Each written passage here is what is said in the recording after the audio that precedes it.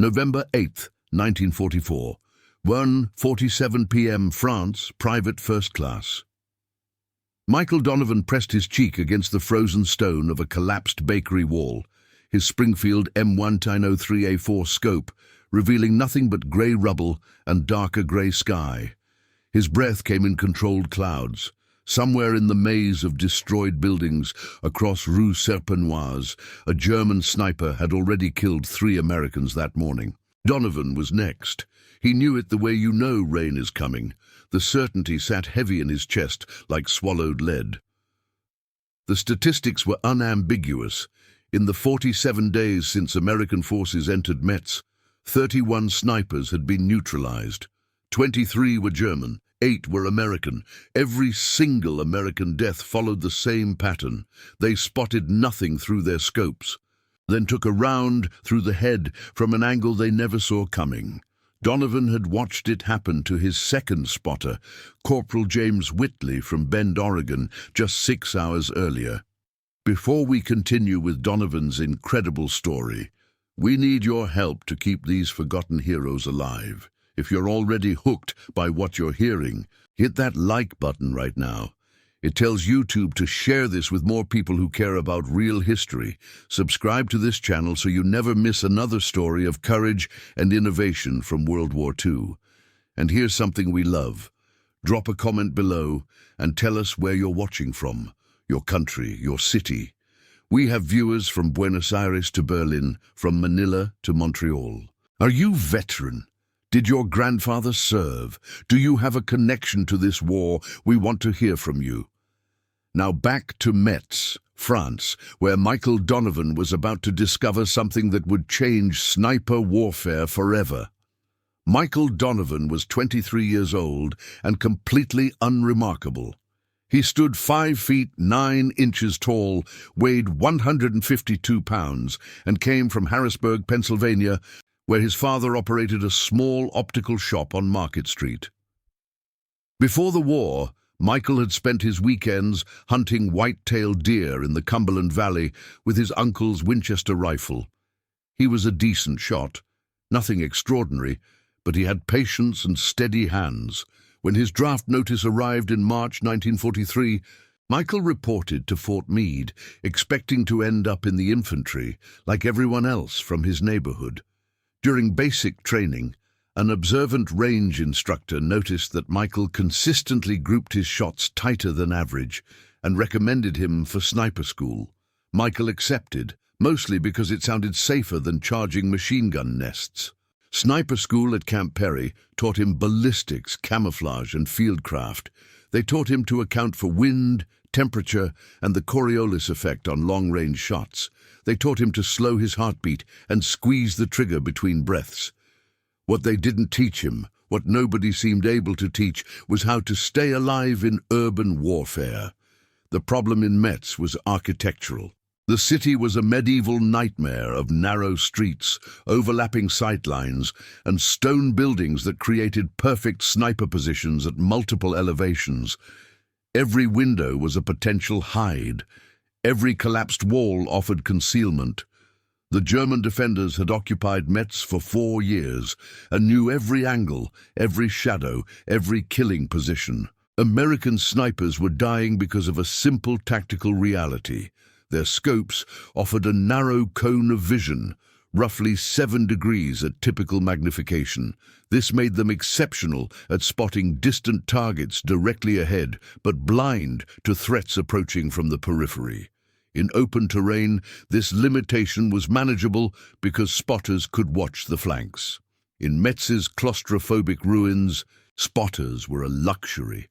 There weren't enough trained men, and the buildings broke up traditional 2-man teams.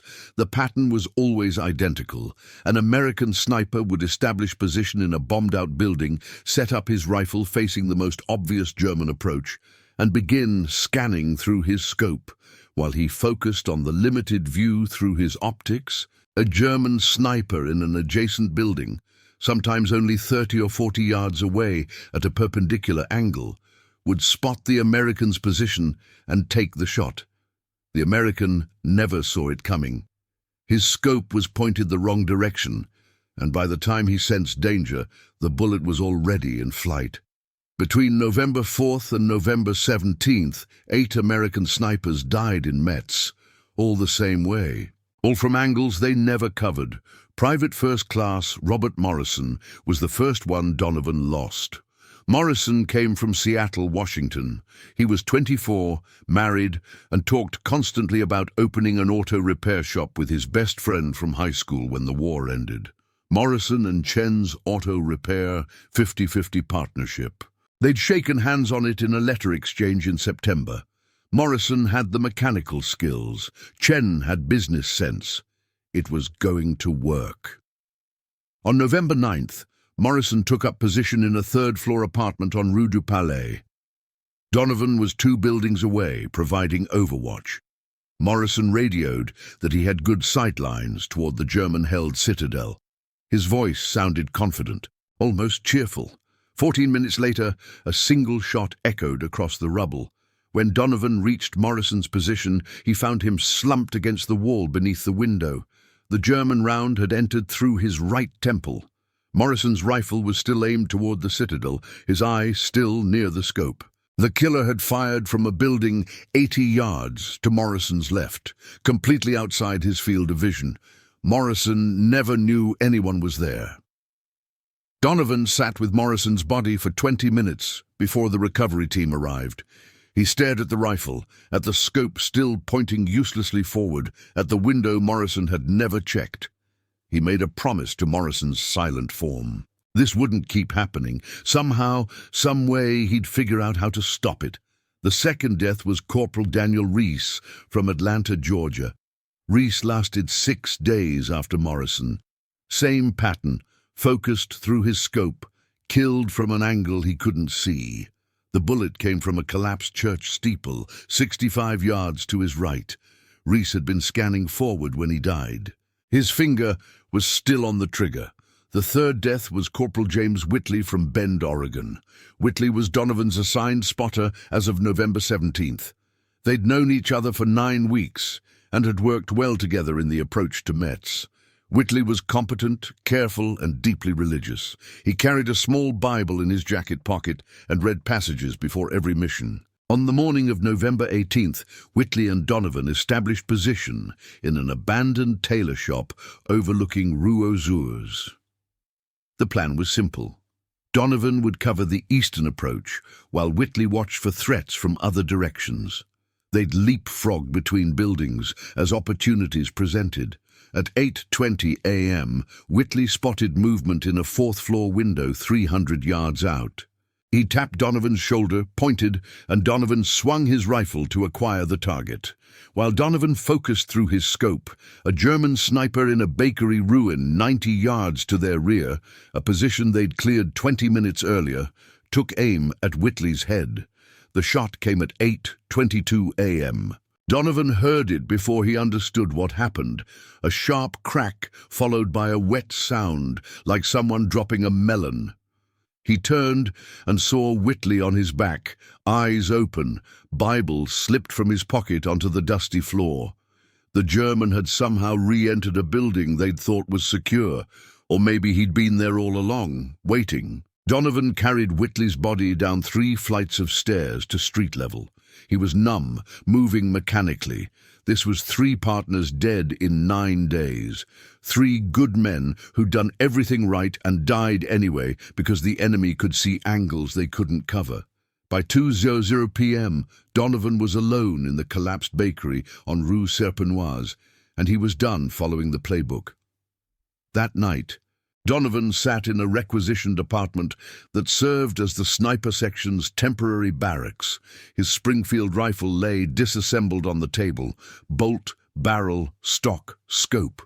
He'd cleaned it twice already, more from habit than necessity. The weapon was immaculate. It wasn't the rifle's fault his partners kept dying. The problem circled in his mind like a vulture. You couldn't watch every direction at once. The scope was magnificent for spotting distant targets, but created tunnel vision. Spotters helped, but spotters were getting killed too. And even with a spotter, there were always blind angles, windows above, ruins behind. the 100 small gaps in the urban terrain where a patient man with a rifle could wait unseen. What Donovan needed was a way to see outside his scope's field of view without taking his eye from the optics. Some method of monitoring his flanks and rear while still covering his primary firing lane. The Army's answer was teamwork and situational awareness. The Army's answer had gotten 8 men killed in 2 weeks. Donovan stood and walked to the small bathroom. A fragment of mirror still clung to the wall above the sink, cracked but functional. He studied his reflection, exhausted eyes, 2-day stubble, dust in his hair. Then he looked at the mirror itself, really looked at it, and something clicked in his mind like a bolt sliding home. His father's optical shop in Harrisburg had a wall of mirrors. His father had taught him basic principles, angles of incidence, reflection, how light behaved when it bounced off polished surfaces. It was boring stuff for a teenage kid, but Michael had absorbed it anyway through sheer proximity. A mirror could redirect vision. If positioned correctly, it could show you something behind you while you looked forward. The concept was absurdly simple, so simple it felt stupid to even consider. But simple wasn't the same as useless. Donovan returned to the table and stared at his disassembled rifle. The scope mounted on rails above the barrel. There was space on the left side of the receiver, not much, maybe 1.5 inches of clearance between the scope and the stock. If he could mount a small mirror there at the correct angle, angled slightly upward and outward, it might reflect his peripheral view. He could glance at it without moving his head, without taking his eye from the scope. It would give him a sliver of awareness to his left flank. It was a ridiculous idea. Mirrors were fragile. They'd break. They'd fog. They'd reflect sunlight and give away his position.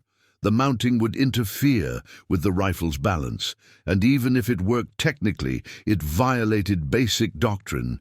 You didn't modify your assigned weapon without authorization.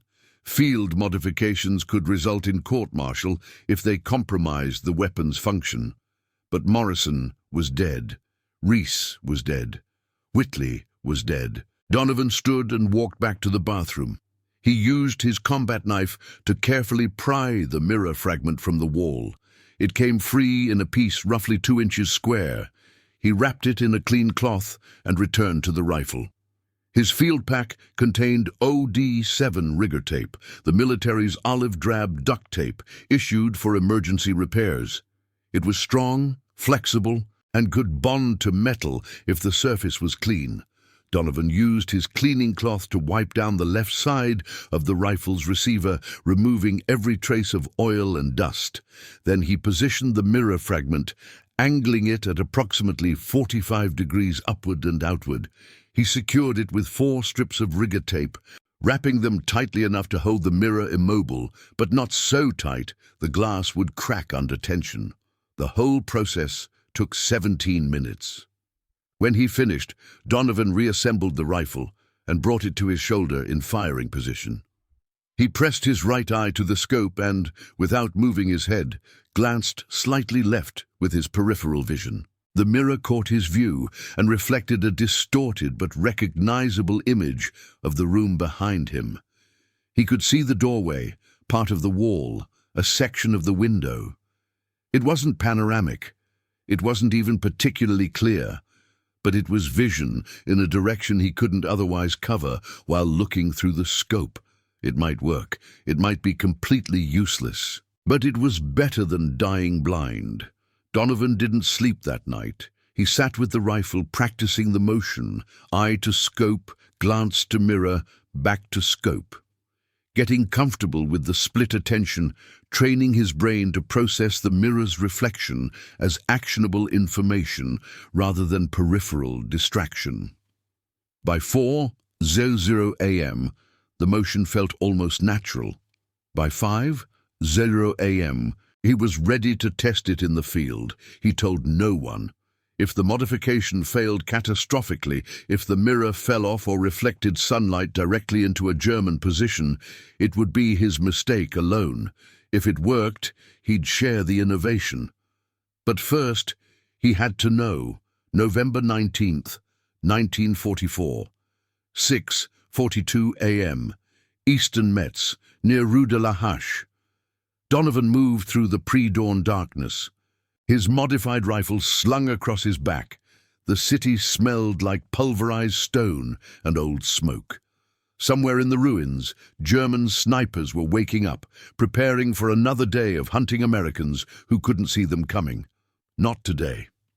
Donovan established position in a collapsed pharmacy on the 3rd floor. The building's front wall was mostly gone, offering excellent sightlines across a small plaza toward German-held territory. It was exactly the kind of position Morrison or Reese would have chosen. Good forward visibility, multiple exit routes, solid cover. It was also the kind of position where they died. Donovan set up 15 feet back from the opening, keeping himself in shadow. He arranged loose rubble around his position to break up his silhouette. Then he settled into firing stance, pressed his eye to the scope, and began scanning the German-controlled buildings across the plaza. The mirror sat in his peripheral vision, a small rectangle of reflected imagery showing the ruins behind and to his left.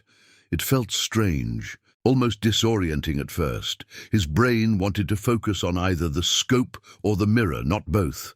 But after a few minutes, the dual awareness began to feel manageable. Scope for distance and precision, mirror for proximity and flanks. At 7:18 a.m., movement registered in the mirror. Donovan didn't move his head, didn't react visibly. He kept his breathing steady and his eye on the scope, as if nothing had changed. But he'd seen it, a shadow shifting in the collapsed building 60 yards behind him and to the left. Someone was there. Someone had entered his kill zone expecting to find an unaware target. The German sniper, Donovan assumed it was a sniper based on the patient, deliberate movement, was settling into position. Donovan could track him through the mirror. A glimpse of Feldgrau uniform, the dark line of a rifle barrel, a pale blur that might have been a face. The German was angling for a shot at Donovan's position.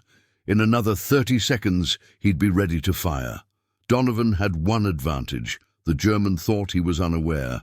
Moving carefully, Donovan shifted his weight and rotated his body leftward. He kept the motion smooth and quiet, using the rubble for cover. The German was focused on Donovan's previous position, looking for the target he expected to find. Donovan brought his rifle around, acquiring the German's position through direct sight now, rather than the mirror. The German was visible through a gap in the collapsed wall, partial silhouette, enough to aim at. 58 yards, minimal wind, level shot. Donovan controlled his breathing, let his heart rate settle, and placed his crosshairs on the center mass of the shadow. He fired at 7:19 a.m. The Springfield's crack echoed across the ruins. Through his scope, Donovan saw the German silhouette jerk and fall backward. There was no return fire, no movement. The threat was neutralized. Donovan stayed in position for another 45 minutes, scanning both through his scope and via the mirror. No additional contacts appeared. At 8:07 a.m. he withdrew from the building and returned to the American lines. He'd just become the first American sniper in Metz to spot and eliminate a flanking threat before it killed him. The mirror modification worked. Donovan returned to the barracks at 9:30 a.m., exhausted and wired with adrenaline. Staff Sergeant Frank Kowalski, the sniper section leader, was waiting. Kowalski was a thick-shouldered Pole from Chicago who'd been hunting Germans since North Africa. He took one look at Donovan's rifle and frowned. "The hell is that on your receiver?" Kowalski asked. Donovan set the rifle on the table. "Mirror, Sergeant, taped to the side. Lets me see my left flank while I'm looking through the scope." Kowalski leaned closer, examining the modification. His expression was unreadable. "You aware that's a field modification? You aware I could write you up for that?" "Yes, Sergeant." "You aware it looks completely insane?" "Yes, Sergeant." Kowalski straightened and crossed his arms. "Did it work?" "Yes, Sergeant. German sniper tried to flank me this morning. I saw him in the mirror before he saw me. Eliminated him at 58 yards. Kowalski stared at Donovan for a long moment. Then he picked up the rifle, brought it to his shoulder, and looked through the scope. He glanced left toward the mirror, testing the peripheral view. His frown deepened, but it wasn't an angry frown. It was the frown of a man reconsidering his assumptions. "This is the dumbest thing I've ever seen," Kowalski said slowly. "And it makes perfect sense. Why the hell didn't anyone think of this before?" "Don't know, Sergeant." Kowalski set the rifle down. "Can you make more of these?"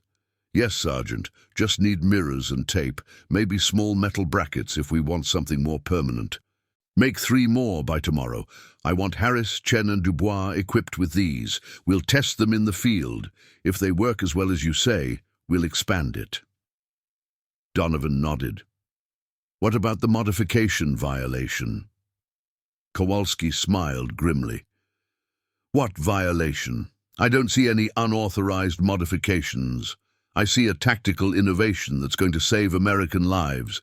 You just make sure those mirrors stay attached and don't get us killed. Clear?" "Clear, Sergeant."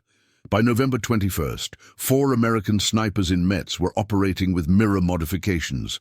By November 23rd, that number had grown to 9. The mirrors varied. Some came from compacts in care packages, others from broken bathroom fixtures, a few from shaving kits. The mounting methods evolved too. Rigger tape worked, but wasn't reliable long-term. Private Chen, whose father was a machinist, fabricated small metal clips from salvaged wire that held mirrors more securely. The clips could be adjusted for angle, allowing each sniper to customize the reflection based on their dominant eye and shooting position. Word spread through unofficial channels, the mysterious communication network soldiers develop without orders or paperwork. A sniper from 3rd Battalion heard about the mirrors from a radio operator who'd heard it from a supply sergeant who'd heard it from Kowalski's runner. Within a week, snipers from other units were requesting the modification. Some made their own. Others sought out Chen for his fabricated clips. The innovation spread like fire in dry grass, completely outside official channels. The results were measurable and immediate.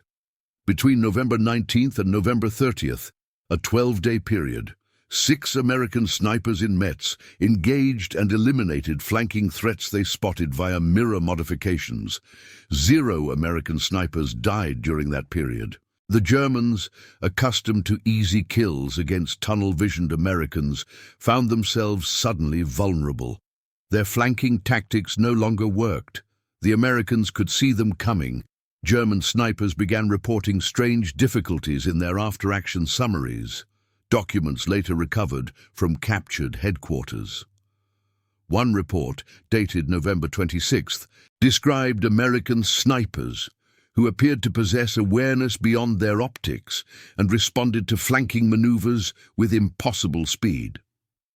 The German commander in Metz, General Hermann Balck, ordered his sniper teams to avoid urban flanking tactics and focus on long-range engagements from fixed positions. This tactical shift reduced German effectiveness by approximately 40%. The statistics told the story clearly. October 15th, November 18th, before mirrors. 8 American snipers killed 11 German snipers, eliminated American kill ratio. 1:38, 1st November 19th, December 10th, after mirrors. 0 American snipers killed 34 German snipers, eliminated American kill ratio. Unable to calculate, no American deaths. The mirror modification had transformed American sniper effectiveness in urban combat. Men who'd been sitting ducks were now apex predators. The psychological impact was enormous. American snipers operated with confidence rather than fatalism. German snipers grew cautious, conservative, less willing to take risks. But official recognition was another matter entirely. On December 3rd, a captain from Divisional Intelligence visited the sniper section to investigate reports of unauthorized weapon modifications. Captain Richard Holcomb was a West Point graduate who believed strongly in regulations, proper channels, and military discipline. He examined Chen's mirror clips with visible distaste. "These modifications are not Army-approved," Holcomb stated. "They constitute unauthorized alterations to standard-issue weapons. Furthermore, they present operational security risks. Reflective surfaces can compromise concealment." Kowalski, standing beside Donovan, kept his voice level. "Sir, these modifications have eliminated American casualties for 3 weeks. 34 confirmed enemy kills, 0 friendly losses. The tactical effectiveness speaks for itself." "The tactical effectiveness is noted, Sergeant. However, regulations exist for reasons. If every soldier began modifying their equipment based on personal preference, we'd have chaos. These mirrors must be removed immediately." "Sir, with respect, that's an order, Sergeant." The mirrors came off that afternoon. By December 5th, the first American sniper since November 18th was killed by a flanking shot he never saw. By December 8th, 2 more were dead. The old pattern had returned. On December 9th, Kowalski filed a formal recommendation through channels, requesting official approval for mirror modifications on sniper rifles. He included statistical analysis, tactical assessments, and testimonials from 15 snipers. The recommendation traveled up the chain of command: battalion, regiment, division, corps. At each level, officers reviewed it with varying degrees of interest or indifference. The formal response arrived on January 17th, 1945. The request was denied.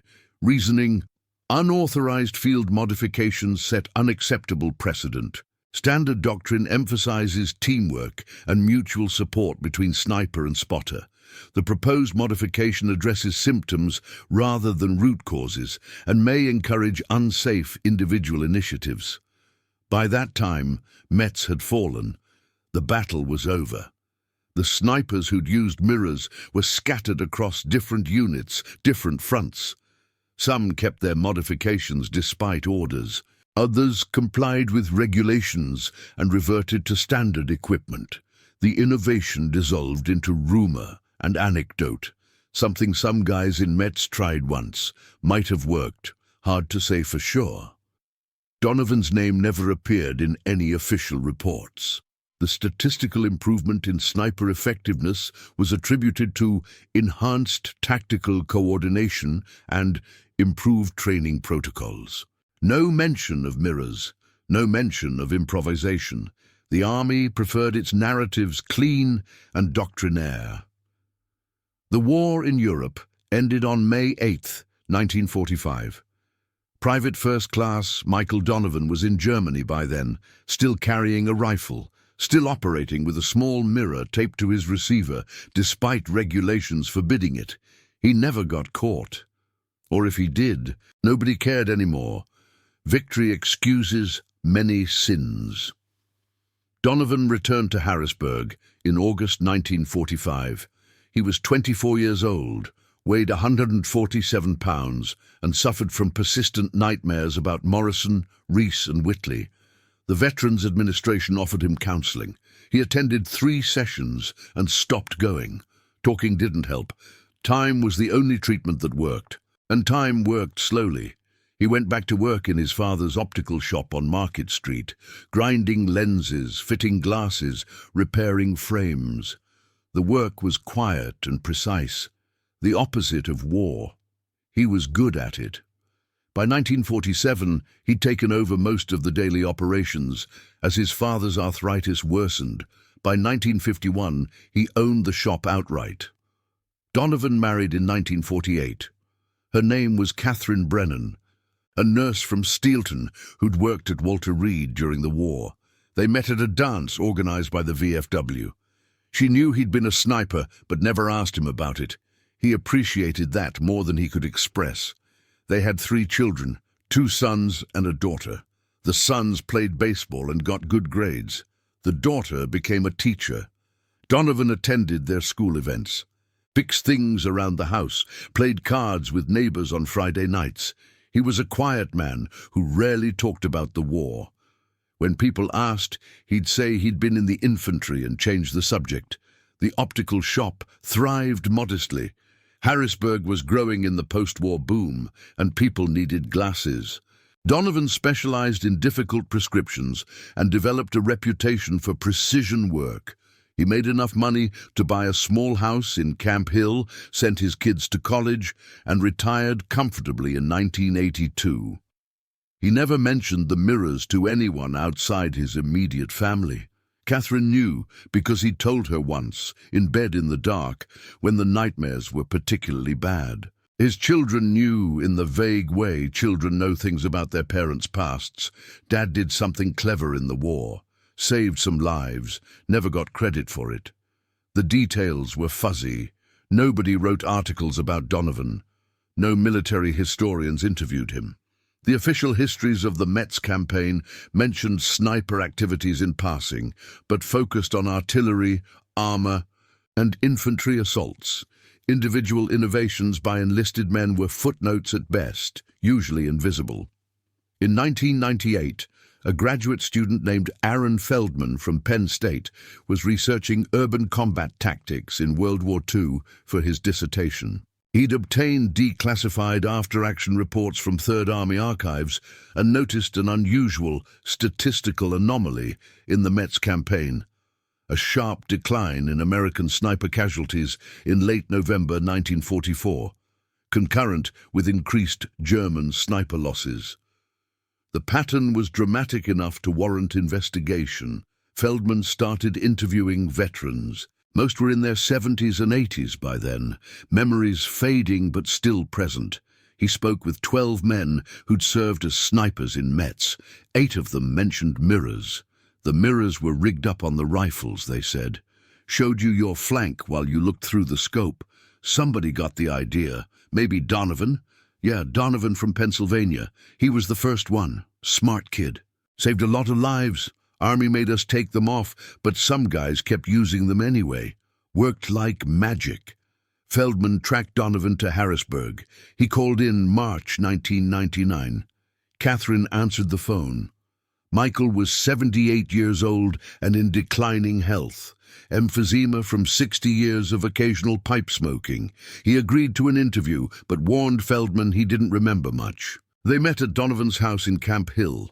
Feldman brought a tape recorder and a list of questions. Donovan sat in his living room armchair, oxygen tube in his nose, and talked for 90 minutes. His memory was better than he'd claimed. He remembered Morrison, Reese, and Whitley with perfect clarity. He remembered the night he'd pried the mirror from the bathroom wall. He remembered Kowalski's reaction, the spread of the modification, the order to remove them. "Did you ever receive any recognition?" Feldman asked. Donovan shook his head. "Never asked for any. Just wanted to stop losing friends." "Do you know how many lives your innovation saved?" "No idea. Couple dozen, maybe? Hard to say. Snipers don't die in big groups, one here, one there. If the mirrors kept even 10 men alive, that's something." Feldman's dissertation, completed in 2001, included a detailed chapter on improvised tactical innovations by enlisted personnel. Donovan's mirror modification received 3 pages. The dissertation was filed in the Penn State Library and read by approximately 40 people, mostly other graduate students and a few military historians. Michael Donovan died on November 7, 2002, at the age of 81. The obituary in the Harrisburg Patriot News mentioned his optical shop, his family, his service in World War II. It said he'd been a sniper in France and Germany. It didn't mention mirrors. The funeral was small. Family, a few customers from the optical shop, 3 surviving members of his old rifle company who made the trip from Ohio, Florida, and New Jersey.